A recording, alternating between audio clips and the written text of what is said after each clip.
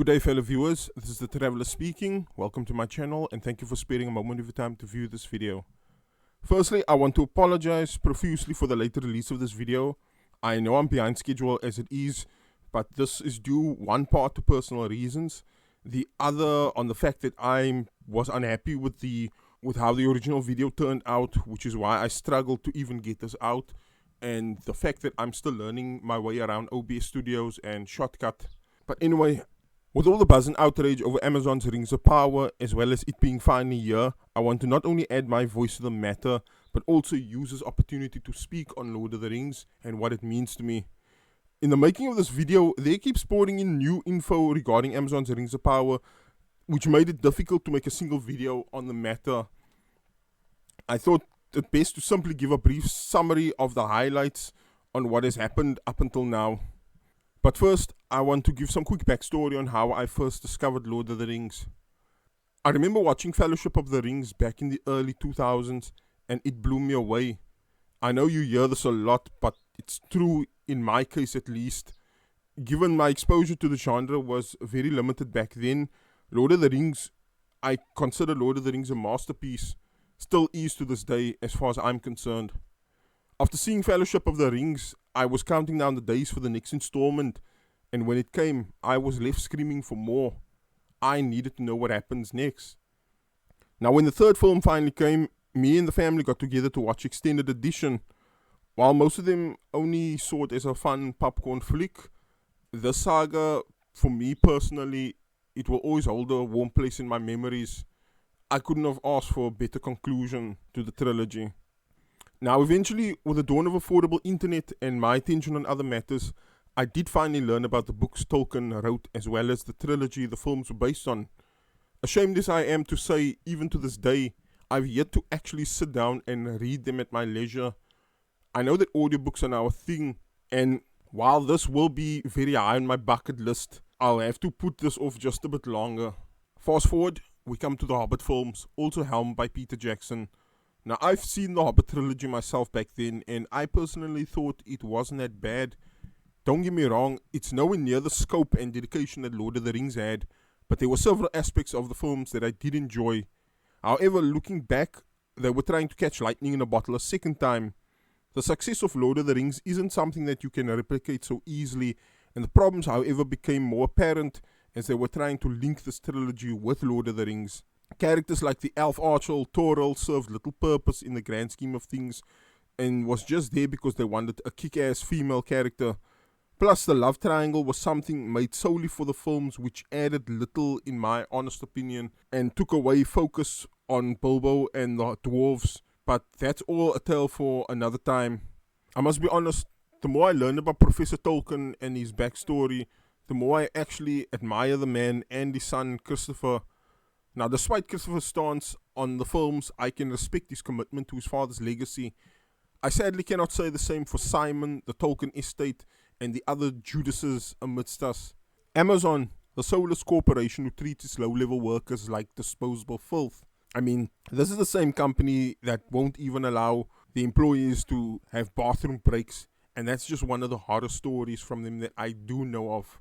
Now, we all know that Christopher Tolkien hated the Lord of the Rings and the Hobbit films, but honestly, if he were alive to see the Amazon adaptation, I have no doubt that the marketing alone will drive the poor man completely berserk. Now, this next part is where I'm going to attempt my best to put Amazon's blunders in chronological order here. First, I need to start with the superfans. I honestly could not watch this video all the way through. People weren't lying when they said that it was that painful. Not only did they know nothing of Tolkien and his work, but also did a horrific job conveying to the audience as to why we should even be excited for the show. The more perceptible viewer of this video can already pick up their lack of knowledge of Tolkien's work, as well as a conversation being mainly about diversity and inclusion. What's the story about? Who are the characters? And why should we care? A few months back, Georgia Giantsley did a video exposing this lot for the frauds they are. The dislikes for that superfans video was even worse than YouTube lets on, and it was so bad that Amazon themselves deleted the video. Then I need to get to the firing of Tom Shippey.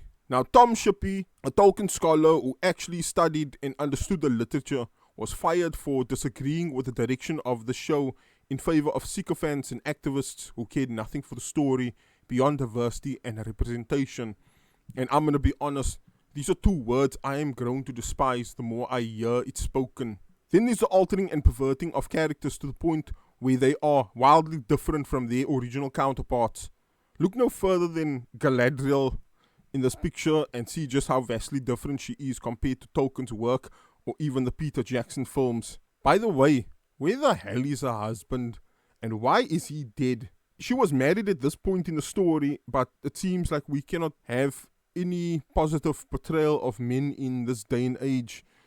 I really want to know between Payne, McKay and Webber, which one of them decided to kill off Celeborn. From what I know, Tolkien was very specific in how he described these races, characters and such. After seeing so many beloved works vandalized in the name of diversity, inclusion and equity, can you actually blame people for being jaded by this point and being very skeptical when the showrunners claim that they will be faithful to Tolkien's work? Then there's the race swapping of established characters and inclusion of non-white characters into a story that is clearly inspired by European mythos. Now, I'm going to have to make a whole separate video on this matter because it's not something you can sum up in a single sentence. But apparently, people like to throw around the race card without actually understanding what the actual issue is, and because they think it will shut down and silence anyone with a genuine argument with a show. Like I said before, Tolkien was very specific in how he described his world, his races, his characters, and such. I've seen this happen time and again with different productions, and it's the same playbook. House of the Dragon, for example, is also pulling the same nonsense. Only difference is people on the whole do not give a damn about Game of Thrones anymore, as opposed to Lord of the Rings. But here's the funny thing. In the constant re-editing of this video, the House of the Dragon show is actually schooling the Rings of Power. Now, don't get me wrong, House of the Dragon is also virtue signaling schlock. The only difference is it's better written, plus its author is still alive to change it as he wishes. The last thing I'm going to add regarding the subject is that if they wanted more prominent non-white characters, they should have focused on the Harad or the Rune. Now, to my knowledge, Tolkien mentioned other races of mankind. He even mentions that some of them served Sauron. Apparently, according to the lore, there was supposed to be 5 wizards. 2 of them went off into the Easterlings or the Easterling areas. They could have focused they could have made a whole show around that. In short, there was room for them to create original stories based on Tolkien's work, but that would have required both showrunners and Amazon to put in the work and actually give a damn about the source material. If you think about it, it also takes integrity as well as actual writing chops to even entertain what was suggested. If anyone's been following every detail on what's been happening with this production up until now, will quickly understand the impending disaster the series will become. From disastrous articles and interviews with the showrunners, actors, actresses, etc., it's like they want to replicate the mistakes that ruined Star Trek, Star Wars, He-Man, Ghostbusters, and many more. The worst part is that this is an easily avoidable thing, but the egos, entitlement, and hypocrisy of these people are often the precursor of ruining once beloved works. Then I cannot forget to mention the ghosting of Peter Jackson himself. Honestly, it shouldn't come as a surprise to anyone that's followed this that they thought he would be on board like Simon Tolkien. I wouldn't be surprised if they wanted to use his name to give this low-grade fanfic some legitimacy. And I know that there are better written fanfics out there that has more respect for Tolkien's work than this billion-dollar disaster. Oh yes, and then there's of course this nugget where we had the actors for Warrior Galadriel blanket smearing people as racists for criticizing the show. Honestly, does this remind you of a similar tactic that they used for Star Wars? Because I'm starting to see the similarities. Ladies and gents, for the last few years, I have been picking up a massive wave of race swapping of established characters in popular mediums. This has happened in the recently cancelled Batgirl and Supergirl films. If you ask me, it's actually for the best if the stories I have heard are true. Then there's the Netflix's Vikings Valhalla, which not only race swapped but also gender swapped an actual historical figure, not to mention video game adaptations like Castlevania. And if we go even further back, there was that laughable Anna Boleyn miniseries by AMC that came out. I can go on and on.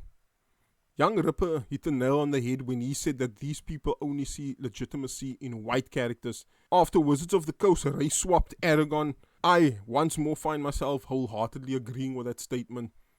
I honestly wish we could go back to the days where we could judge the content solely on its own merits and not wonder when a story will have modern messages, virtue signaling, progressivism, or even forced diversity. Ladies and gents, dear viewers, here comes the worst part in my honest opinion. You already know of Tom Shippey's firing, the ghosting of Peter Jackson, the race swapping of established characters and such. But the worst part for me here is that they are trying to adapt the Silmarillion, the era in which this show is supposed to be taking place in, but they don't even have the rights to it. If anyone has looked up who the showrunners are and who they're affiliated with, it actually paints a picture that this whole series was doomed to fail from the start. The word of mouth from many far more honest, including channels like George the Giant Slayer, Hypnotic, and even my good friend European Law, should be a good indicator on how disrespectful this show is, not only as a terrible adaptation, but a terrible show on its own merits. I know I'm repeating what others have pretty much already said, but if you look back to the beginning of all of this, Jeff Bezos said that he wanted his own Game of Thrones.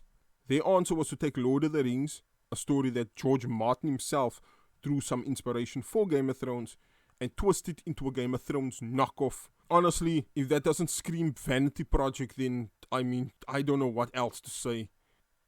With that being said, I would like to end this video on a positive note, given that this coming disaster actually gives us plenty of humorous memes and laughing material. I've already witnessed a few myself. It's definitely saved on my hard drive for future references. But I know I definitely want in on this dumpster fire, and should my curiosity get the better of me, I may actually decide to watch the show myself. Of course, I refuse to pay for this garbage. I'm struggling financially as it is, as are we all. I know it's a bit late, but I need to also give European Law massive credit here, as he is quite knowledgeable on Tolkien's work and has dissected this Rings of Power atrocity longer than I have. The man does know his stuff and is actually pleasant to chat with. I do strongly recommend everyone to check out his channel whenever they can. In the end, too many beloved works of ours have been twisted and perverted by parties who not only do not care for the stories, but hate those who do love said stories. Now I, for one, do not wish to see Lord of the Rings meet the same fate. If the early reactions are anything to go by, I am happy to say that at least there is still hope.